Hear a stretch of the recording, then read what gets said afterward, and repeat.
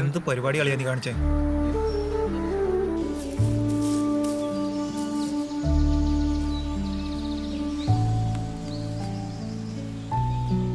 ഇനി ഇങ്ങനെ ഒരു ദിവസമില്ല. മിസ് ചെയ്തില്ലേ?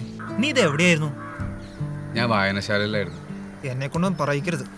ഒരു വായനശാല 31 സപ്ലി. അത് ഈ കോളേജിന്റെ ഹിസ്റ്ററിയിൽ ഞാൻ ആദ്യമായിട്ടായിരിക്കും. അതിന്റെ ചമ്മലോണ്ട് വല്ലവരിക്കും അവൻ ഗ്രൂപ്പ് ഫോട്ടോയ്ക്ക് വരാണ്ടിരുന്നത്. അല്ലാണ്ട് നീ കാരണമുള്ള ബ്രേക്കപ്പ് കാരണമൊന്നുമില്ല. എനിക്കെന്ത് ലാസ്റ്റ് ആടാ?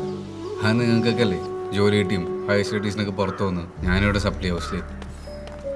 ലാസ്റ്റ് ഡേ ആയിട്ട് ഇനി വെറുതെ സെൻറ്റി അടിക്കണ്ട. ഫ്രണ്ട്സ് പോകുന്നതുകൊണ്ട് പ്രശ്നമൊന്നുമില്ലടാ, എനിക്കത് ശീലമാണ്. ഞങ്ങളെ നാട്ടിൽ ചെറുപ്പത്തിൽ കൂടെ കളിച്ച് നടന്നവരൊക്കെ കുറച്ച് വലുതാകുമ്പോൾ മിണ്ടാണ്ടാവും. ഇന്ന് മാറിയുന്നുണ്ട് അവളൊന്ന് വിളിക്കുകയെങ്കിലും ചെയ്തു. ഓ, അത് ഞാൻ പറഞ്ഞോട്ടാ നിന്നെ വിളിച്ചത്.